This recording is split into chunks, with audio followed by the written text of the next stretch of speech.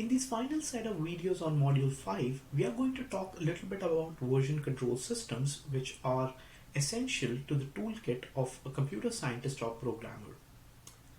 These systems allow you to organize and manage your files, and we are going to see the purpose of why this is really important.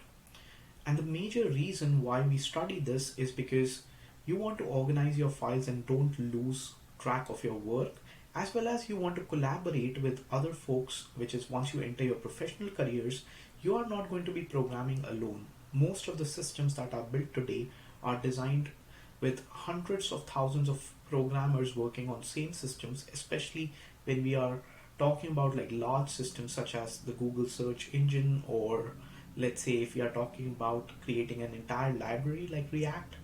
There won't be just one or two programmers working on that entire library, but maybe thousands of programmers working on the same code base.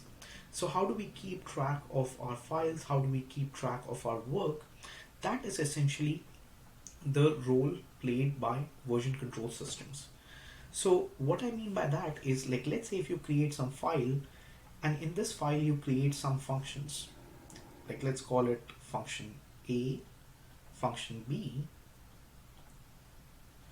and what you have done is, maybe like since you are working in a team, you have split up the work such that person A is responsible for creating these functions A and B, while person B is responsible for creating version functions C and D.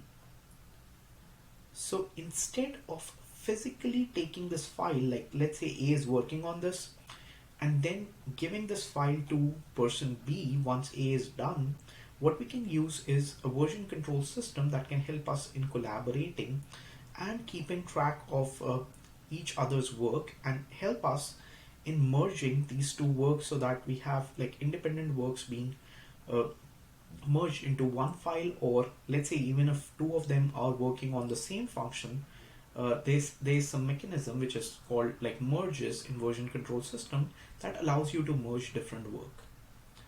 Another role, big role that is played by version control systems is keeping track of the history of files. So let's say if you, like programmer A, wrote some code and he has made some changes, like this is the first version of the file, he made some changes, he or she made some changes on this code, and now the file looks completely different. Okay, that's version 2.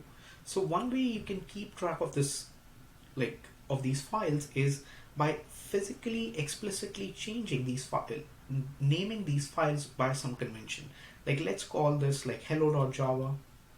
So maybe programmer A saves this as hello1.java, then they do some work and save this second file as hello2.java, and the third file as hello3.java, and it's really tedious to keep track of these changes. So instead of like naming and saving these files one at a time, version control system does this work automatically, which is once you save the file, it keeps a track of your history.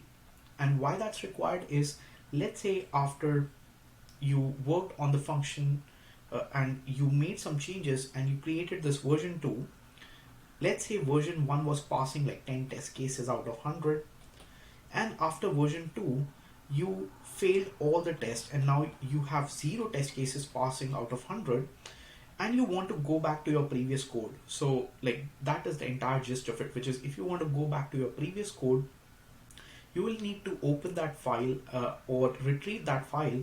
But let's say if programmer A just keeps on overriding that file, there's no way to keep track of the history.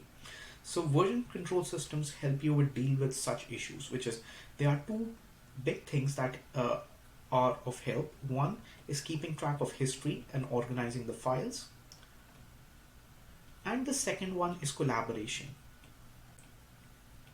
Okay, so we are going to throughout this course we'll learn one particular version control system which is commonly used. It's called Git or GitHub. We are going to discuss what are the differences between that in the next video.